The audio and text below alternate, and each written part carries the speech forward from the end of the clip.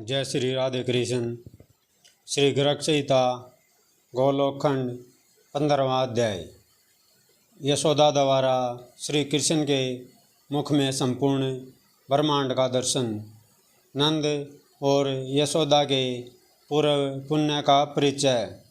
गर्गाचार्य का नंद भवन में जाकर बलराम और श्री कृष्ण के नामकरण संस्कार करना तथा वृषभानु के यहाँ जाकर उन्हें श्री राधा कृष्ण के नित्य संबंध एवं महात्म्य का ज्ञान कराना। श्री नारद जी कहते हैं, राजन, एक दिन सावले सलोने बालक श्री कृष्ण सोने के रतन जटित पालने पर सोए हुए थे। उनके मुख पर लोगों को मन को मोह लेने वाले मंदाशय की छटा छा रही थी। दृष्टि जनित पीड़ा के निवारण के लिए नंदनंदन के ललाट पर काजल का डिठोना शोभा पा रहा था। कमल के समान सुंदर नेत्रों में काजल लगा था। अपने उस सुंदर लाला को मैया यशोदा ने गोद में ले लिया। वे बाल मुकुंद पैर का अंगूठा चूस रहे थे। उनका स्वभाव चपल था। नील नूतन कोमल एवं घुंघराले केशबंदों से उनकी अंगछटा अद्भुत जान पड़ती थी। वक्षस्थल पर श्रीवत्स चिन्ह भगनखा तथा चमकीला अर्धचंद्र नामक आभूषण शोभा दे रहा था। अपार दयामयी गोपी श्री यशोदा अपने उस लाला को लाडे लड़ाती हुई बड़े आनंद का अनुभव कर रही थी। राजन, बालक श्री कृष्ण दूध पी चुके थे। उन्हें जम्बाई आ रही थी। माता की दृष्टि उधर पड़ी तो उनके मुख में पृथ्वी आदि 5 तत्वों सहित संपूर्ण विराट ब्रह्मांड तथा इंद्र प्रभृति श्रेष्ठ देवता दृष्टिगोचर हुए। तब श्री यशोदा के मन में त्रास छा गया। अतः उन्होंने अपनी आंखें मूंद ली। महाराज, परिपूर्णतम भगवान श्री कृष्ण सर्वश्रेष्ठ हैं। उनकी ही माया से संपूर्ण संसार सत्वान बना है। उसी माया के प्रभाव से यशोदा जी की स्मृति टिक ना सकी। फिर अपने बालक श्री कृष्ण पर उनका वात्सल्यपूर्ण दयाभाव उत्पन्न हो गया। अहो, श्री नंदरानी के तप का वर्णन कहाँ तक करूं? श्री बोलासुर ने पूछा। मुनिवर नंद जी ने यशोदा के साथ कौन सा महान तप किया था जिसके प्रभाव से भगवान श्री कृष्णचंद्र उनके यहाँ पुत्र रूप में प्रकट हुए? श्री नारद जी कहते हैं, 8 वसुओं में प्रधान जो द्रोण नामक वसु है, उनकी स्त्री का नाम धरा है। इन्हें संतान नहीं थी। वे भगवान श्री विष्णु के परम भगत थे। देवताओं के राज्य का भी पालन करते थे। राजन, एक समय पुत्र की अभिलाषा होने पर ब्रह्मा जी के आदेश से वे अपनी सहधर्मिणी धरा के साथ तप करने के लिए मंदराचल पर्वत पर गए।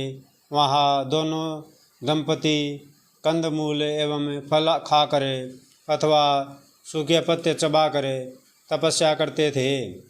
बाद में जल के आधार पर उनका जीवन चलने लगा। तदंतर उन्होंने जल पीना भी बंद कर दिया। इस प्रकार जनशून्य देश में उनकी तपस्या चलने लगी। उन्हें तप करते जब 10 करोड़ वर्ष बीत गए, तब ब्रह्मा जी प्रसन्न होकर आए और बोले, वर मांगो। उस समय उनके ऊपर दीमके चढ़ गई थी। अतः उन्हें हटाकर द्रोण अपनी पत्नी के साथ बाहर निकले। उन्होंने ब्रह्मा जी को प्रणाम किया और विधिवत उनकी पूजा की। उनका मन आनंद से उल्लासित हो उठा। वे उन प्रभु से बोले, श्री द्रोण ने कहा, ब्राह्मण विदे परिपूर्णतम जनार्दन भगवान श्री कृष्ण मेरे पुत्र हो जाएं और उनमें हम दोनों की प्रेम लक्षणा भक्ति सदा बनी रहे, जिसके प्रभाव से मनुष्य दुर्लंघ भवसागर को सहज ही पार कर जाता है। हम दोनों तपस्वी जनों को दूसरा कोई वर अभिलाषित नहीं है। श्री ब्रह्मा जी बोले, तुम लोगों ने मुझसे जो वर मांगा है वह कठिनाई से पूर्ण होने वाला तथा अत्यंत दुर्लभ है। फिर भी दूसरे जन्म में तुम लोगों की अभिलाषा पूरी होगी। श्री नारद जी कहते हैं, राजन, वे द्रोणी ही इस पृथ्वी पर नंद हुए और धरा ही यशोदा नाम से विख्यात हुई। ब्रह्मा जी की वाणी सत्य करने के लिए भगवान श्री कृष्ण पिता वसुदेव जी की पूरी मथुरा से व्रज में पधारे थे। भगवान श्री कृष्ण का शुभ चरित्र सुधा निर्मित खांड से भी अधिक मीठा है। गंधमादन पर्वत के शिखर पर भगवान नर नारायण के श्रीमुख से मैंने इसे सुना है। उनकी कृपा से मैं कृतार्थ हो गया। वही कथा मैंने तुमसे कही है। अब और क्या सुनना चाहते हो? श्री बलासुर ने पूछा। मामुने शिशु रूपधारी उन सनातन पुरुष भगवान श्री हरि ने बलराम जी के साथ कौन कौन सी लीलाएं की, यह मुझे बताइए।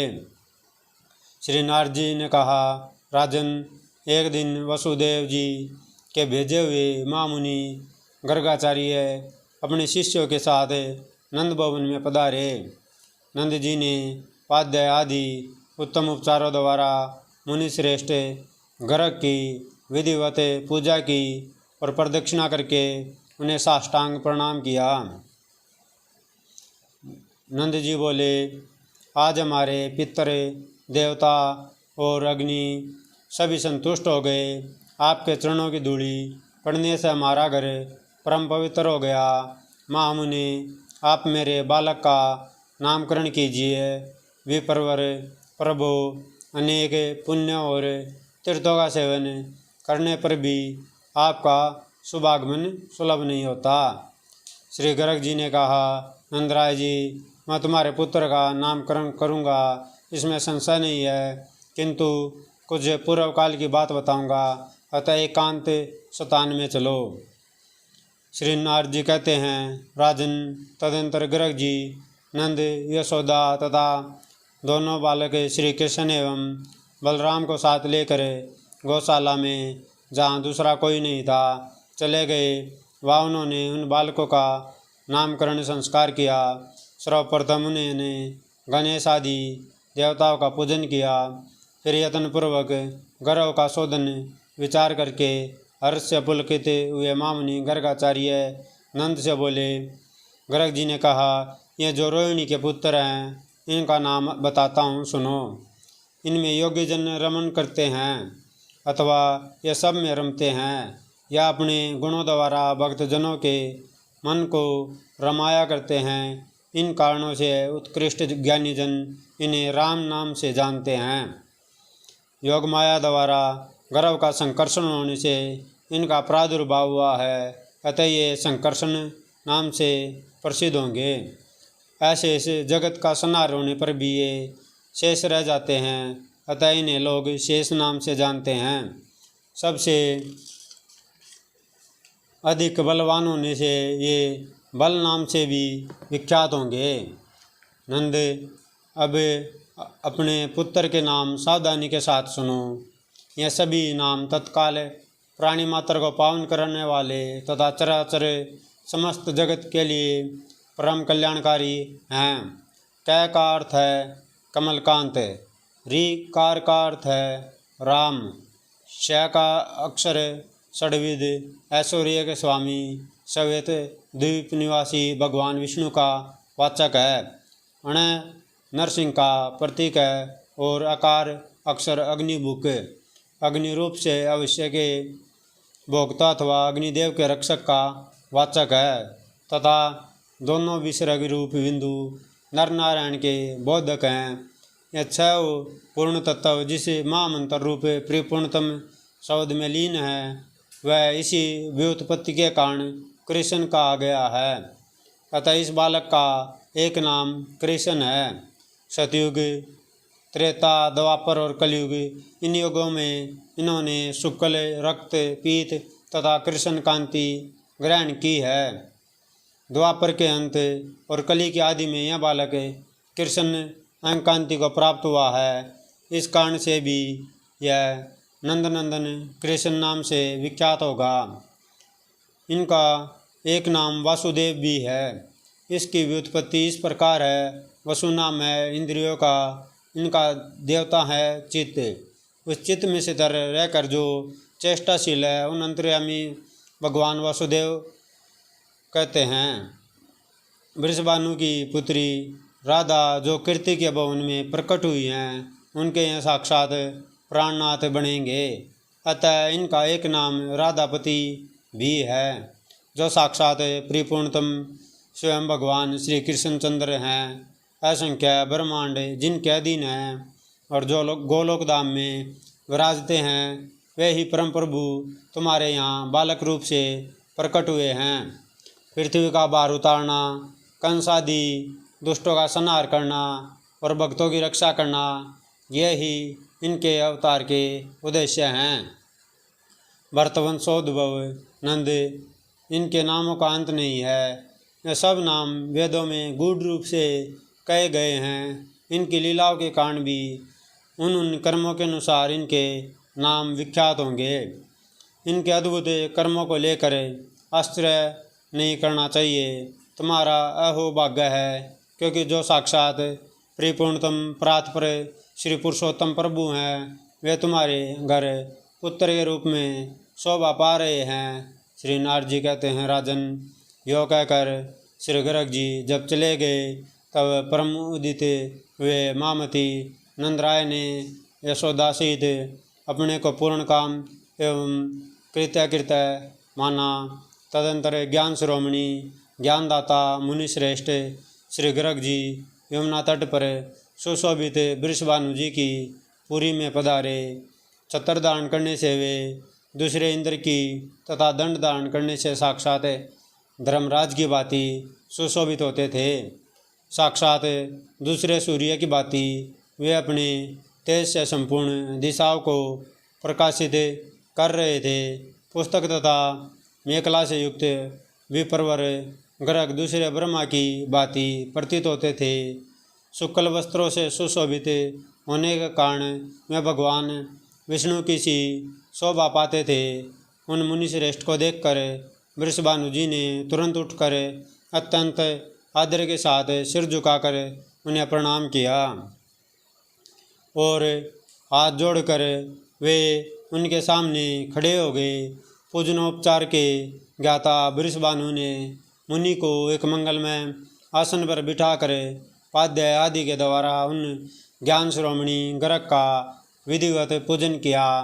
फिर उनकी परिक्रमा करके महान वृषभानुवर इस प्रकार बोले। श्री वृषभानु ने कहा, संत पुरुषों का विचरण शांतिमय है, क्योंकि वह गृहस्थ जनों को परम शांति प्रदान करने वाला है। मनुष्य के भीतरी अंधकार का नाश महात्मा जन ही करते हैं, सूर्यदेव नहीं। भगवान, आपका दर्शन पाकर हम सभी गोप पवित्र हो गए। भूमंडल पर आप जैसे साधु महात्मा पुरुष तीर्थों को भी पावन बनाने वाले होते हैं। मुने, मेरे यहाँ एक कन्या हुई है जो मंगल की धाम है और जिसका राधिका नाम है। आप भली भांति विचार कर यह बताने की कृपा कीजिए कि इसका शुभ विवाह किसके साथ किया जाए। सूर्य की भांति आप तीनों लोकों में विचरण करते हैं। आप दिव्य दर्शन हैं। जो इसके अनुरूप सुयोग्य वर होगा, उसी के हाथ में इस कल्याणमयी कन्या को दूंगा। श्री नारद जी कहते हैं, राजन, तदंतर मुनिवर गर्ग जी वृषभानु जी का हाथ पकड़े यमुना के तट पर गए। वहाँ एक निर्जन और अत्यंत सुंदर स्थान था, जहाँ कालिंदी जल की कलोल मालाओं की कल कल ध्वनि सदा गूंजती रहती थी। वही गोपेश्वर वृषभानु को बैठकर धर्मज्ञ मुनिंद्र गर्ग इस प्रकार कहने लगे।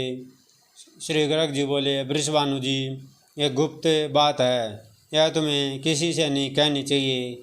जो असंख्य ब्रह्मांडों के अधिपति, गोलोकधाम के स्वामी, प्रातपर तथा साक्षात परिपूर्णतम हैं, जिनसे बढ़कर दूसरा कोई नहीं है, स्वयं वे ही भगवान श्री कृष्ण नंद के घर में प्रकट हुए हैं। श्री वृषभानु ने कहा, मामुनि, नंद जी का भी भाग्य अद्भुत है, धन्य एवं अवर्णनीय है। अब आप भगवान श्री कृष्ण के अवतार का संपूर्ण कारण मुझे बताइए। श्री गर्ग जी बोले, पृथ्वी का भार उतारने और कंस आदि दुष्टों का विनाश करने के लिए ब्रह्मा जी के प्रार्थना करने पर भगवान श्री कृष्ण पृथ्वी पर अवतीर्ण हुए हैं। उन्हीं परम प्रभु श्री कृष्ण की पटरानी जो प्रिया श्री राधिका जी गोलोकधाम में विराजती हैं, वे ही तुम्हारे घर पुत्री रूप से प्रकट हुई हैं। तुम उन पराशक्ति राधिका को नहीं जानते। श्री नारद जी कहते हैं, राजन, उस समय गोप वृषभानु के मन में आनंद की बाढ़ आ गई और वे अत्यंत विस्मित हो गए। उन्होंने कलावती कीर्ति को बुलाकर उनके साथ विचार किया। पुनः श्री राधा कृष्ण के प्रभाव को जानकर गोपवर वृषभानु आनंद के आंसू बहाते हुए पुनः मामुनि गर्ग से कहने लगे। श्री वृषभानु ने कहा, द्विजवर, उन्हीं भगवान श्री कृष्ण को मैं अपनी यह कमल नयनी कन्या समर्पण करूँगा। आपने ही मुझे यह सन्मार्ग दिखलाया है, अतः आपके द्वारा ही इसका शुभ विवाह संस्कार संपन्न होना चाहिए। श्री गर्ग जी ने कहा, राजन, श्री राधा और श्री कृष्ण का पाणी ग्रहण संस्कार मैं नहीं कराऊंगा। यमुना के तट पर वांडिरवन में इनका विवाह होगा। वृंदावन के निकटे जनशून्य सुर में 97 में स्वयं श्री ब्रह्मा जी पधार कर इन दोनों का विवाह कराएंगे। गोपवर, तुम इन श्री राधिका को भगवान श्री कृष्ण की बल्लभा समझो। संसार में राजाओं के शिरोमणि तुम हो और लोकों का शिरोमणि गोलोकधाम है। तुम संपूर्ण गोलोकधाम से ही इस भूमंडल पर आए हो। वैसे ही समस्त गोपियाँ भी श्री राधिका जी की आज्ञा मानकर गोलोक से आई हैं। बड़े बड़े यज्ञ करने पर देवताओं को भी अनेक जन्मों तक जिनकी झांकी सुलभ नहीं होती, उनके लिए भी जिनका दर्शन दुर्घट है, वे साक्षात श्री राधिका जी तुम्हारे मंदिर के आंगन में गुप्त रूप से विराज रही हैं और बहुसंख्यक गोप और गोपियाँ उनका साक्षात दर्शन करती हैं। श्री नारद जी कहते हैं, राजन, श्री राधिका जी और भगवान श्री कृष्ण का यह प्रशंसनीय प्रभाव सुनकर श्री वृषभानु और कीर्ति दोनों अत्यंत विस्मित तथा आनंद से आह्लादित हो उठे और गर्ग जी से कहने लगे। दंपति बोले, ब्राह्मण, राधा शब्द की तात्विक व्याख्या बताइए।